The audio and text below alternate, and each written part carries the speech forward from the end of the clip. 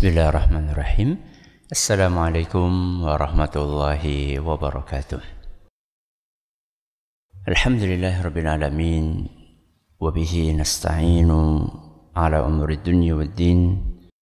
Wa sallallahu ala nabiyyina wa sayyidina Muhammadin wa ala alihi wa sahbihi ajma'in, amma ba'd. Jamaah sekalian yang kami hormati, kemarin kita membahas tentang kaidah yang nomor 10.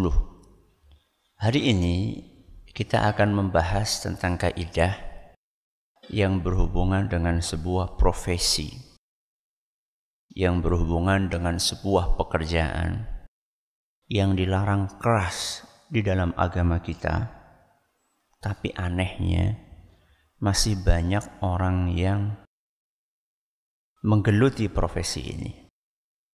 Dan masih banyak orang yang memanfaatkan jasa dari pekerjaan ini. Apa kira-kira? Bukan. Itu bukan profesi. Apa?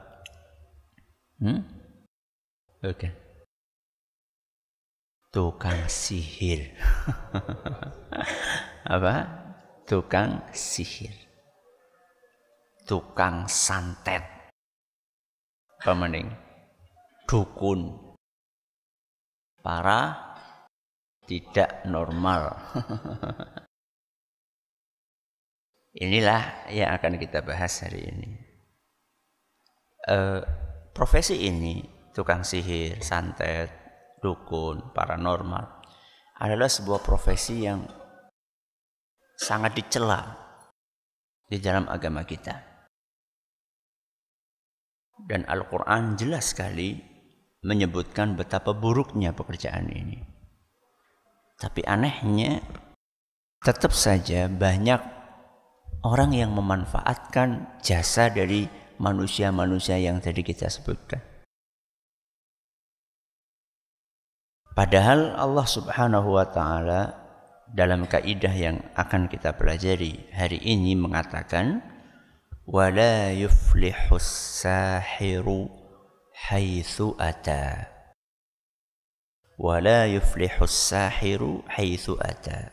Terjemahannya, tukang sihir tidak akan pernah beruntung, tidak akan pernah sukses, tidak akan pernah berhasil dari manapun datangnya.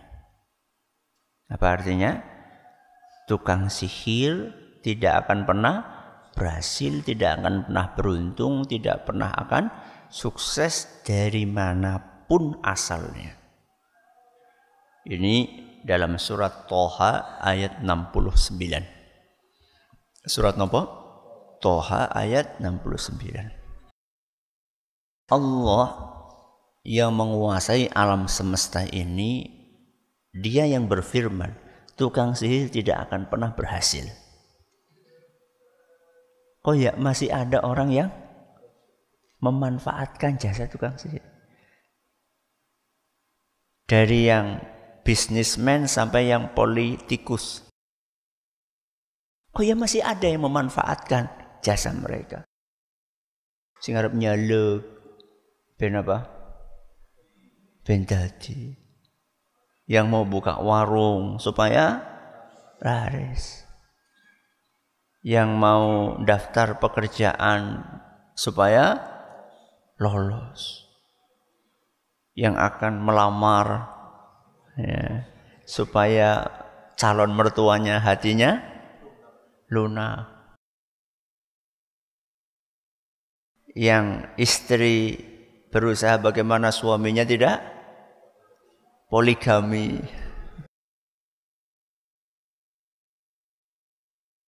Yang suami bagaimana istrinya tetap sayang sama dia. Pelet.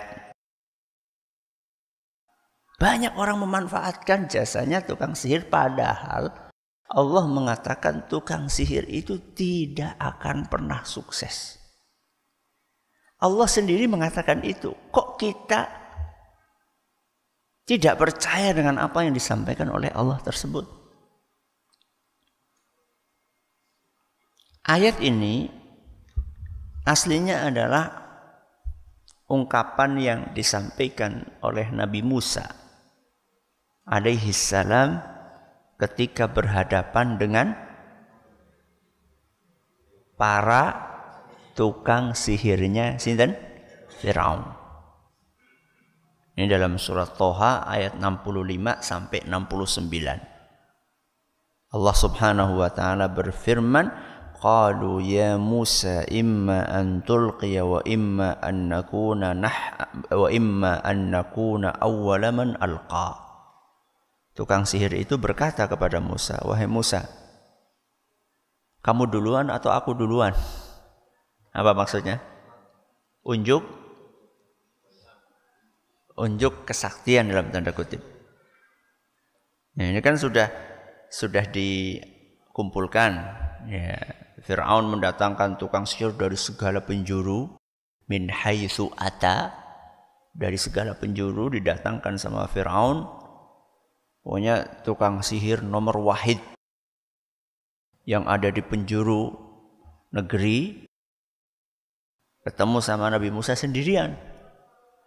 Maka mereka pun mengatakan, qalu ya Musa, wahai Musa, kamu duluan atau kami duluan? Maka apa kata Nabi Musa? Qala bal alqu. Kata Nabi Musa, kamu duluan, kalian duluan. Ayo tunjukkan kehebatan kalian. فَإِذَا حِبَالُهُمْ وَعِصِيُّهُمْ يُخَيَّلُ إِلَيْهِ مِنْ سِحْرِهِمْ أَنَّهَا تَسْعَى. Maka mereka pun serentak melemparkan senjatanya. Ada yang senjatanya tongkat, ada yang senjatanya tali. Dilemparkan ke hadapan siapa? Musa. Tiba-tiba barang-barang tersebut itu terlihat seperti ular. Yukhayyalu ilaihi annaha tas'a. Yukhayyal itu adalah dikhayalkan, ilusi. Berarti sebenarnya sihir itu banyak yang tidak ada kenyataannya, cuma ilusi saja. Padahal sebenarnya ya tetap benang, tetap tali, tetap tongkat, cuman kelihatan di mata orang yang melihatnya seperti sesuatu yang mengerikan. Dalam hal inilah ular. Fa'aujasa fi nafsihi khifatan Musa. Maka perasaan takut pun memasuki hatinya Musa. Manusiawi apa mboten? Manusiawi mboten? Ya manusiawi. Merula siji bewis melayu. Ini berapa puluh atau berapa ratus ular yang siap menuju ke siapa? Nabi Musa alaihissalam. Maka sebagai seorang manusia, manusiawi seandainya muncul perasaan takut. Akan tetapi Nabi Musa ini tidak berlarut-larut dalam perasaan takut tersebut. Kenapa? Karena Allah Subhanahu wa taala berfirman, "Qulna la takhaf innaka antal a'la." Wahai Musa, gak usah takut. Kamu itu lebih tinggi dari mereka. Kenapa lebih tinggi? Karena dia adalah seorang nabi. Dia adalah kekasihnya Allah. Dia adalah manusia yang disayangi sama Allah. Sedangkan tukang-tukang sihir itu adalah musuh-musuhnya Allah. Mana yang lebih tinggi? Musuh atau kekasih Allah? Ya jelas kekasih Allah. Makanya dihibur sama Allah Subhanahu wa taala, wahai Musa, enggak usah takut. Engkau itu lebih tinggi, engkau itu lebih unggul dibandingkan mereka. Wa alqi ma fi yaminika. Wahai Musa, ayo lemparkan apa yang ada di tangan kananmu. Maksudnya apa? Tongkat. Talqaf ma sana'u. Kalau kamu lemparkan, niscaya tongkat yang ada di tanganmu itu akan berubah menjadi ular yang melahap seluruh apa yang mereka kerjakan tersebut. Ular-ular kecil tadi hanya dengan satu tongkat bisa dilahap semuanya, habis. Kemudian Allah katakan innama sana'u kaidu sahir. Apa yang kamu lihat itu? Itulah tipu dayanya para tukang sihir. Wala yuflihus sahiru haitsu ata. Tukang sihir itu tidak akan pernah beruntung dari manapun datangnya. Tidak akan pernah beruntung. Sehingga ketika orang yang beriman mendengar ayat yang seperti ini, seharusnya tidak boleh ada pikiran di benaknya. Kalau ada masalah, tidak boleh ada pikiran di benaknya pergi ke dukun. Itu enggak boleh. Karena dia yakin dukun ini tidak mungkin akan mendatangkan kebaikan buat dia. Ustaz, buktinya apa? Buktinya tokonya laris, Ustaz. Buktinya anakku ketampa jadi polisi. Buktinya kayak jadi golek nyalek. Itu adalah fata morgana. Apa fata morgana? Itu adalah sesuatu yang sebenarnya tidak ada realitanya. Maksudnya bagaimana Ustadz? Tidak akan pernah berkah. Betapa banyak orang-orang yang tertipu dengan tipu dayanya tukang sihir tersebut. Sebenarnya dia itu sedang disedot hartanya oleh si tukang sihir.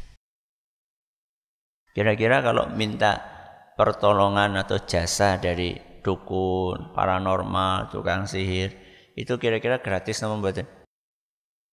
Gratis apa mboten? Bayar apa gratis?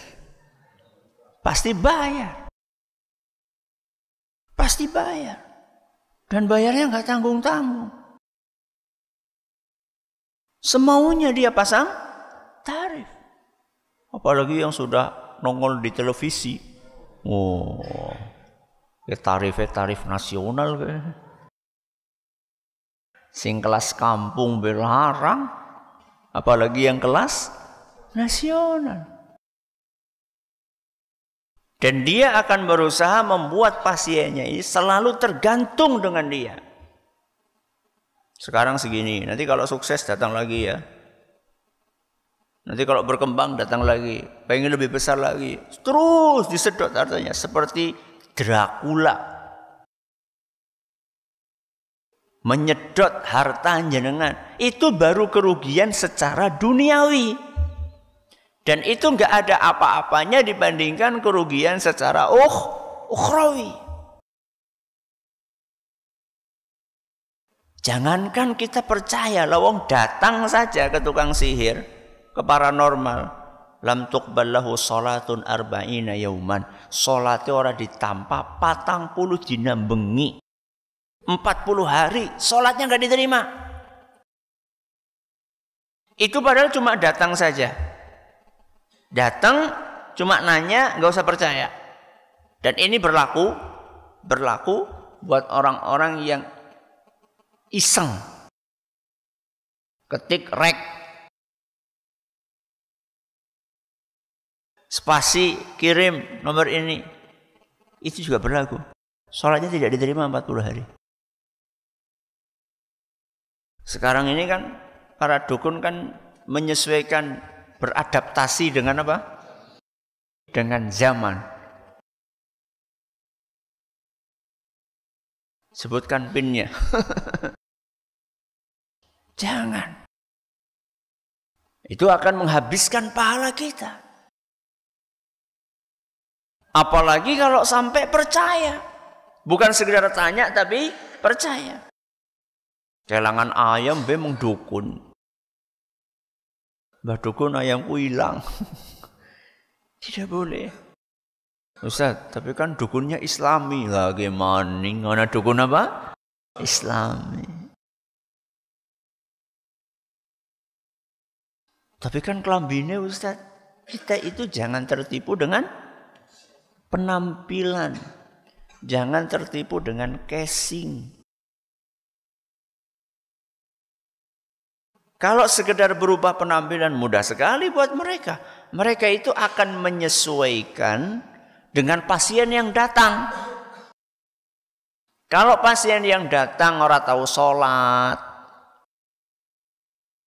kemudian kerjaannya mabuk-mabukan, kerjaannya judi, ya akan menyesuaikan. Kira-kira sing klambine mantan serem iku ya. Ireng kabeh. Terus kalunge gambare tengkorak. Gawane keris gitu. Iku nek tamune apa? Wong ora salat. Ngono nek keton kayane wis kaji iki kayane kowe. Bayangkan wis kaji sih mung dukun iki kan ya kayane kaji iki langsung berubah penampilan. Ya nganggo jubah, pecine putih. Kalunge diganti apa? Tasbih sing gede-gede. Jangan tertipu dengan apa? Dengan penampilan. Tidak ada yang namanya dukun putih. Adanya semuanya dukun hitam walaupun kelambine putih. Allah Subhanahu wa taala tegaskan, "Wala yuflihus sahiru haitsu ata." Ya tapi kan gimana Ustaz caranya supaya istri saya tetap sayang kepada saya, supaya suami saya tetap sayang kepada saya? Ya ikuti ajaran agama. Seorang istri yang patuh kepada siapa? Suaminya. Suami yang sayang, suami yang baik hati kepada istrinya. Dijaminlah seandainya masing-masing itu menunaikan tugasnya sebagai suami, sebagai istri, dengan izin Allah Subhanahu wa taala, pasangannya akan setia kepada dia. Betapa banyak perselingkuhan itu diawali dari masing-masing pasangan yang tidak menunaikan tugasnya sebagaimana mestinya. Berapa banyak orang-orang yang datang konsultasi, Ustaz, suami saya kayak gini, Ustaz, istri saya kayak gini.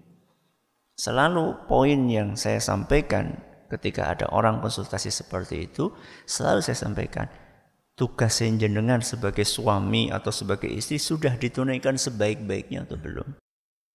Wis gampangane lah, wis dandan apa urung. Ya. Lah suaminya kerja di luar sebagai sales misalnya. Ini cuma misal ya. Ya, ora kok lagi ana sing sales terus diomong enggak. Dia sebagai sales misalnya. Sales itu kan kerjane nopo? Keliling. Ketemu banyak orang ke toko-toko. Saya tanya, yang jaga di toko kuwi pada dandan apa ora? Hah? Pada dandan apa ora? Wah, pol-polan golek dandan. Karena tujuan mereka adalah bagaimana pelanggannya itu kembali lagi ke situ. Coba Anda bayangkan bagaimana seorang yang di luar sana 10 toko dikelilingi ayu-ayu kabeh.